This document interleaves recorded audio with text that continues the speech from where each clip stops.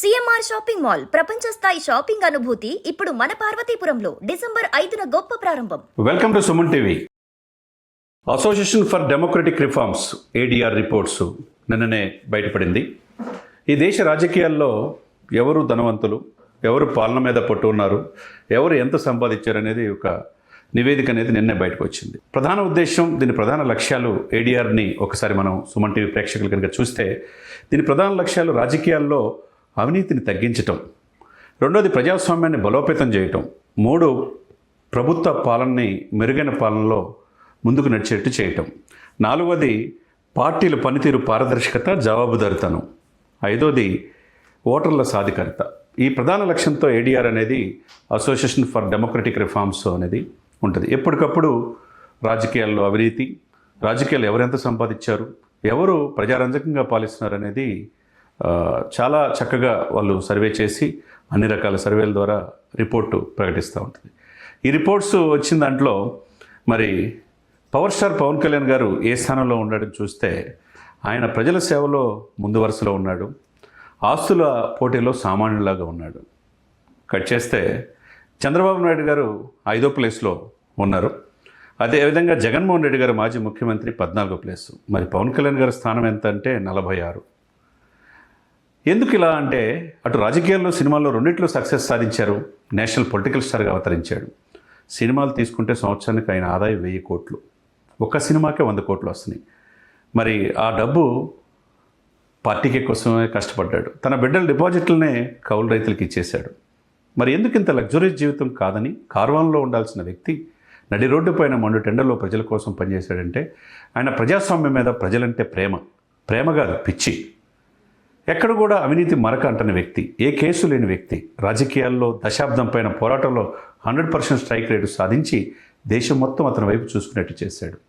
అదేవిధంగా తన విజయం సాధించిన తర్వాత మోదీ గారి పిలుపు మేరకు ఢిల్లీ వెళ్ళి ఆయన పార్లమెంట్లో చెప్పిన మాట ఈయన పవన్గా తుఫాన్ అని పక్కన కూర్చోబెట్టుకొని చెప్పాడు. కట్ చేస్తే వెంటనే తన అన్నింటికి వచ్చి తన అన్న దగ్గర విజయాన్ని కాళ్ళ దగ్గర పెట్టాడు. అంటే అన్నని తండ్రిగా చూసుకున్న తీరు, మనం అప్పుడు కుటుంబ విలువలు అంటే ఇలా ఉండాలని ప్రతి ఒక్కరు కన్నీళ్లు పెట్టుకున్న సన్నివేశం మనం చూసాం. తన భార్య, తన సంస్కృతి, ఈ దేశం కాని భార్య తన రష్యన్ మహిళ అన్న లెజ్నోవ్ అయితే తన చెప్పులు 2 చేతిలో పట్టుకుంది. అది భర్తకి భార్య ఇచ్చే విలువ అంటే, కుటుంబం మొత్తం కుటుంబ విలువలు అంటే అది మనం చూసాం. కట్ చేస్తే ఈరోజు 2 సంవత్సరాలు పూర్తి అవుతూ ఉంది. సంపాదనిస్తే రాజకీయాల్లో వచ్చేది సంపాదించుకోవటం కోసం ఫ్యాక్టరీలు కట్టుకుంటారు, బిజినెస్లు, అన్ని రకాల బిజినెస్లు చేసుకొని 50 కోట్లు ఖర్చు పెట్టుకుంటూ 100 కోట్లు 1000 కోట్లు ఎలా సంపాదించాలని ఈ రోజుల్లో సామాన్య మానవుడిలాగా 46 స్థానం అంటే మామూలు విషయమా? ఎవరిని చెప్పుకుంటాం? ఆయనకున్న అంకిత భావం, ప్రజల కోసం సేవ చేయాలని తపన. వీళ్ళు చూసేది అసోసియేషన్ ఫర్ డెమోక్రటిక్ రిఫార్మ్స్లో ఎప్పటికప్పుడు రాజకీయ నాయకుల పనితీరు, వాళ్ళ సంపాదన సర్వేల ద్వారా ప్రకటిస్తూ ఉంటారు. మరి ఈయన సంపాదన ఎందుకు లేదు వ్యామోహం అంటే ఆయన పదవీ కాంక్ష లేదు, ప్రజల మీద ప్రేమ తప్పితే డబ్బు సంపాదించాలన్న యావా లేదు. నిత్యం ప్రజల్లో అందుబాటులో ఉండాలి. అది సినిమాలైనా రాజకీయాలన్నా సినిమాల ద్వారా చైతన్యవంతం చేయాలి, తనకు వచ్చిన డబ్బుల్నే పేద ప్రజలకు పంచాలి. ఇదే ఆయనకు తెలిసింది. నాకు తెలిసి 100 కోట్ల రూపాయలు ఇప్పుడు దాన ధర్మాలు చేశాడు ఈ 2 దశాబ్దాల్లో. ఈ వ్యక్తి, ఈయన్ని చాలామంది విమర్శిస్తుంటారు రాజకీయాలకు పనికిరారని. ఈరోజు రాజకీయాలకే సరైన చిరునామా అంటే పవన్ కళ్యాణ్ గారు చూడాలా. మరి ఇవన్నీ ఉంటే కోట్లాది రూపాయలు పార్టీకి ఫండ్స్ ఇస్తామని ఎన్ఆర్ఎస్ చాలామంది వచ్చారు. కానీ ఇచ్చిన ఫండ్స్ ఇచ్చి ఏం కావాలని, నాకు ఆ టికెట్ కావాలి ఈ టికెట్ కావాలని ఎక్కడ ప్రెజర్ చేస్తారని వచ్చిన డబ్బులన్నీ కూడా రిటర్న్ ఇచ్చిన వ్యక్తి ఈ దేశ రాజకీయాలు ఎవరు లేరు. అందరూ ఇంక్లూడింగ్ ఆమ్ ఆద్మీ పార్టీ కూడా లిక్కర్ స్కామ్లో ఏమైందో చూసాం. మనీష్ సిసోడియా డిప్యూటీ సీఎం ఢిల్లీలో సంవత్సరం పైన జైల్లో ఉన్నాడు, ఒక ఎంపీ అరెస్ట్ అయ్యాడు. అవినీతి కోసం వ్యతిరేకంగా పుట్టిన పార్టీయే లిక్కర్ స్కాముల ద్వారా పార్టీ కోసం ఫండ్స్ తీసుకునే పరిస్థితి వచ్చిందంటే మరి ఈయన అవినీతి లేని రాజకీయం చేద్దామని చెప్పి వచ్చాడు. ఎక్కడా గెలవపోయినా భయపడలేదు. ఇందాక నేను చెప్పినట్టుగా పాలిటిక్స్ తెలిసిన వాళ్ళు సక్సెస్ అవుతారు. కానీ తన అన్న దగ్గర ఉన్నప్పుడు ఆ రోజు నుంచి ఈ రోజు వరకు కూడా 2 దశాబ్దాల అన్నను చూశాడు. రాజకీయాలు ఎలా ఉండాలో నేర్చుకున్నాడు, ఎలా ఉండకూడదో తెలుసుకున్నాడు. 1995లో అంటే 25 సంవత్సరాల క్రితం ఏర్పడిన ఈ ఏడీఆర్ రిఫార్మ్స్ ఏదైతే ఉందో, ఏడీఆర్ సంస్థ అనేది ఇది ప్రజల కోసమే పనిచేసే సంస్థ.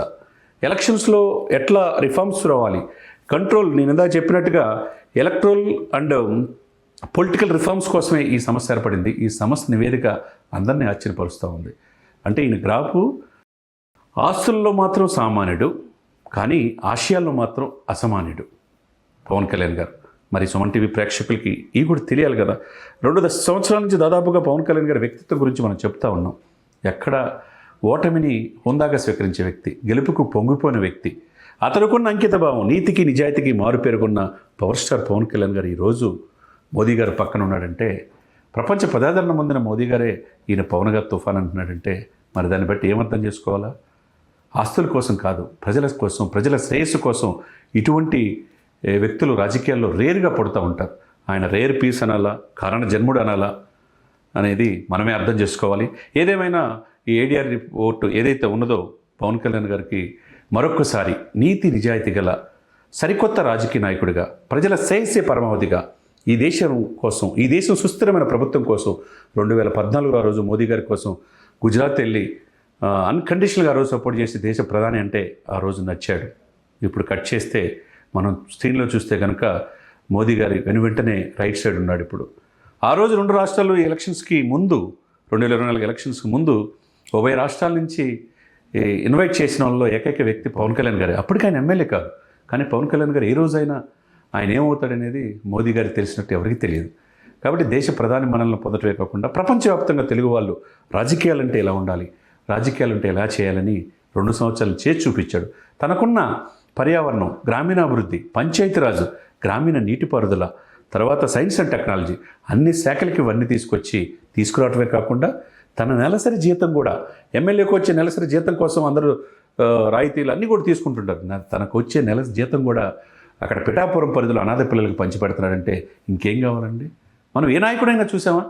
అంటే మనం పొగుడుతున్నామని కాదు, సరికొత్త రాజకీయాలకు శ్రీకారం చుట్టిన పవర్ స్టార్ పవన్ కళ్యాణ్ గారు కారణ జన్ముడు అని ఈ సందర్భంగా ఏడీఆర్ నివేదికలో కూడా తెలిసింది. కాబట్టి చాలామంది రాజకీయాల్లోకి వస్తుంటారు, పోతుంటారు. కానీ మనం డ్యూరింగ్ ద పీరియడ్ మనం ఏం చేసాం, ప్రజల ఉదయాల్లో, ప్రజల గుండెల్లో ఎలా ఉండామనేది అందరూ చూస్తూ ఉంటారు. కాబట్టి నేటి తరం రాజకీయ నాయకులకి పవన్ కళ్యాణ్ గారు అనేది, రాజకీయాల్లో రావాలన్న యూత్కి కూడా పవర్ స్టార్ పవన్ కళ్యాణ్ గారు అనేది ఒక వ్యక్తి ఆదర్శప్రాయుడని దీని సందర్భంగా తెలుసుకుంటున్నాం. కాబట్టి ఇప్పుడు చెప్పిన ఏడీఆర్ నివేదిక ప్రకారం ఈ దేశవ్యాప్తంగా కాకపోవచ్చు, ప్రపంచవ్యాప్తంగా అందరూ కూడా పవన్ కళ్యాణ్ గారు ఎందుకు రాజకీయాల్లోకి వచ్చాడు, సుస్థిరమైన ప్రభుత్వం, అంకిత భావం, అవినీతి లేని రాజకీయాలు, ప్రజలకి కింద స్థాయి వరకు ఏదైతే ఫలాలు ఉన్నాయో అవన్నీ కూడా అందాలని ఆయన చేసే ప్రయత్నం ఏదైతే ఉందో మనం అందరూ కూడా హ్యాట్సాప్ చెప్పాల్సిందే.